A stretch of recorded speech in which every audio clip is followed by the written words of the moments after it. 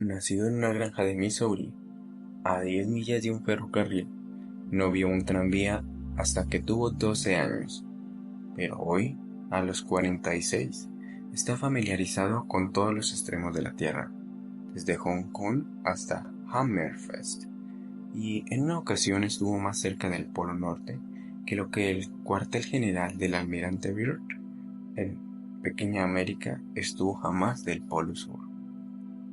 Este mozo de Missouri, que solía recoger fresas a razón de 5 centavos la hora, percibe ahora $1 por minuto por adiestrar en el arte de la autoexpresión a los dirigentes de grandes empresas. Este vaquero de otrora, que arreaba ganado y marcaba terneros en el este de Dakota del Sur, fue más tarde a Londres y organizó funciones teatrales bajo el patrocinio de Su Alteza Real, el Príncipe de Gales. Este hombre, que fue un fracasado la primera docena de veces que trató de hablar en público, se convirtió después en mi gerente general.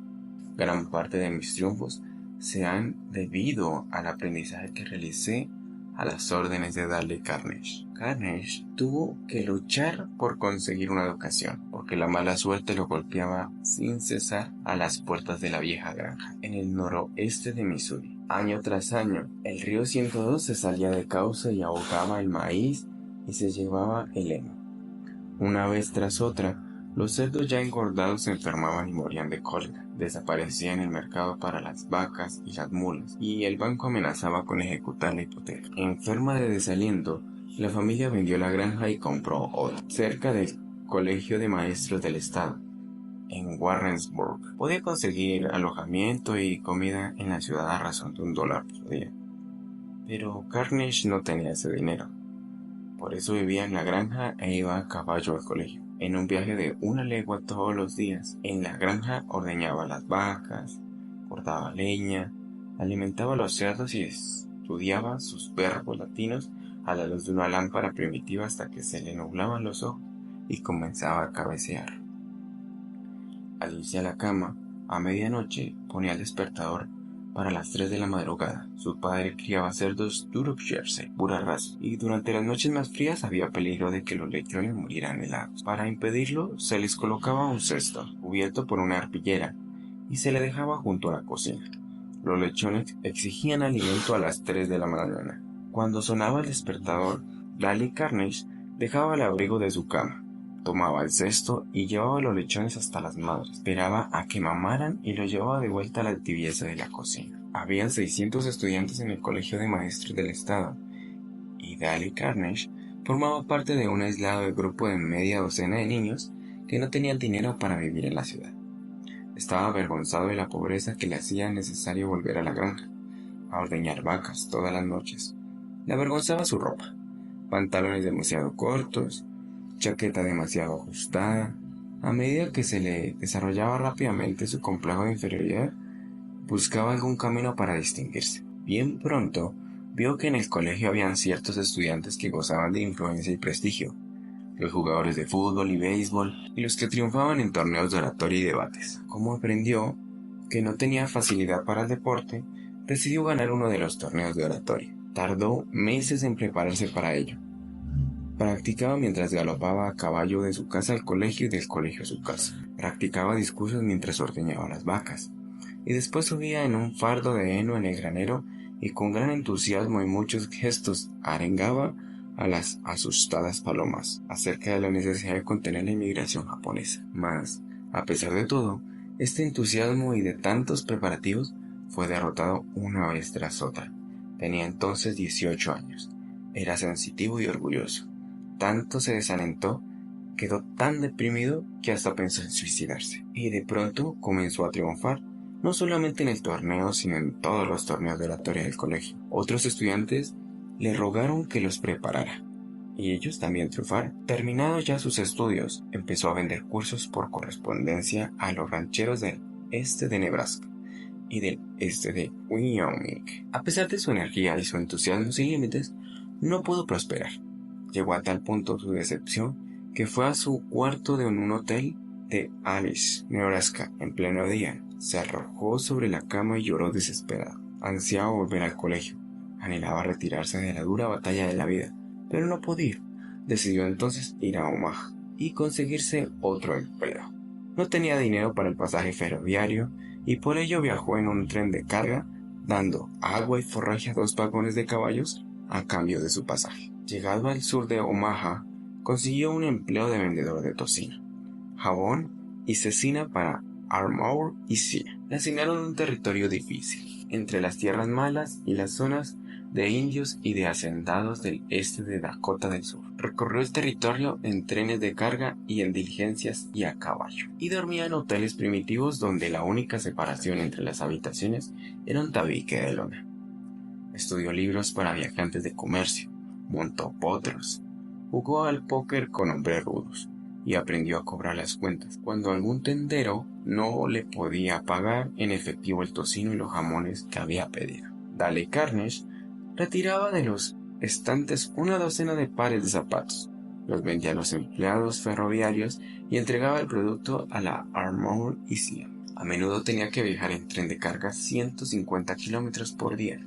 Cuando el tren se detenía para descargar mercancías, Dale Carnegie corría al centro de la población, veía a 3 o 4 comerciantes, recibía sus pedidos y cuando sonaba el silbato de la locomotora, corría calle abajo otra vez y subía al tren ya en movimiento. En menos de 2 años convirtió en un territorio improductivo que estaba en el 25º lugar de la lista, en el primero de todos los 29 que dependían de la central de Omaha. Armour y Sia ofreció ascenderlo, diciéndole: «Usted ha conseguido lo que parecía imposible», pero rechazó el aumento y renunció. Sí, renunció.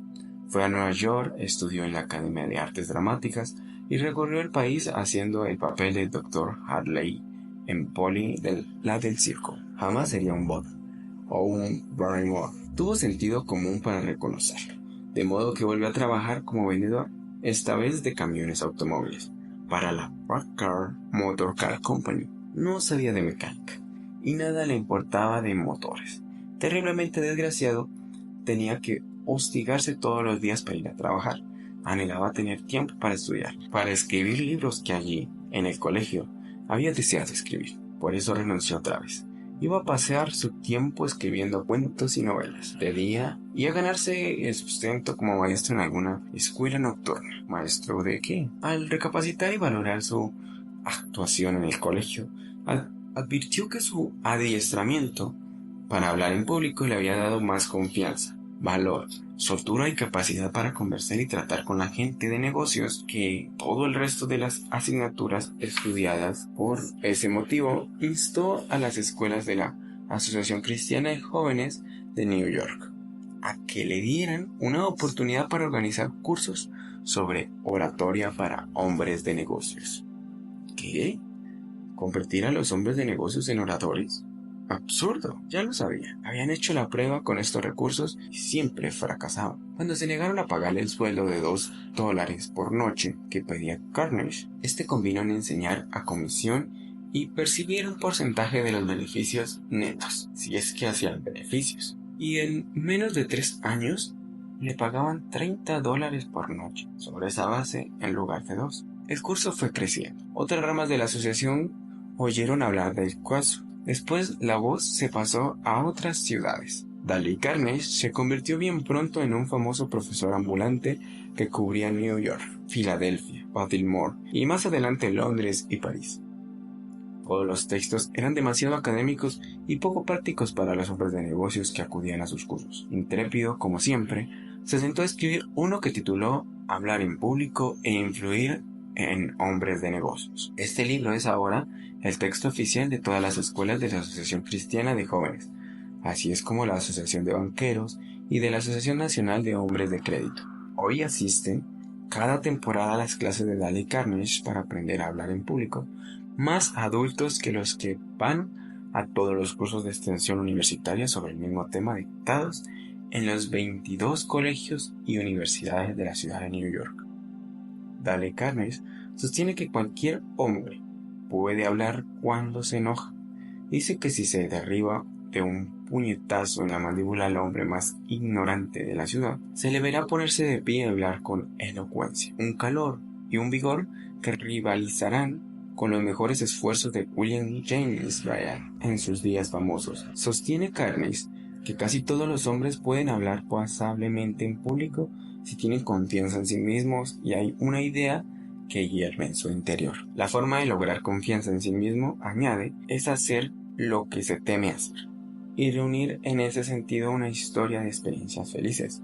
Por eso obliga a cada alumno a hablar en todas las clases del curso. El auditorio está lleno de simpatía para el orador. Todos están en el mismo aprieto y mediante una práctica constante, todos logran la confianza, el valor y el entusiasmo que han de hacer valer cuando hablen en privado. Dale Carnegie dice que no se ha ganado la vida en estos años como profesor de oratoria pública. Esto ha sido un incidente. Dice que su tarea principal ha consistido en ayudar a los hombres a dominar sus temores y a desarrollar su valentía y su coraje. Al principio, empezó solamente con un curso de oratoria pública, pero los estudiantes que le seguían eran hombres de negocios. Muchos de ellos no habían entrado en un aula durante 30 años. Muchos pagaban esa enseñanza por cuotas. Querían resultados, y los querían rápidos. Resultados que se pudiesen utilizar al día siguiente en sus entrevistas comerciales y al hablar entre grupos de hombres de negocios. Por esa razón, Carnegie se vio obligado a ser veloz y práctico.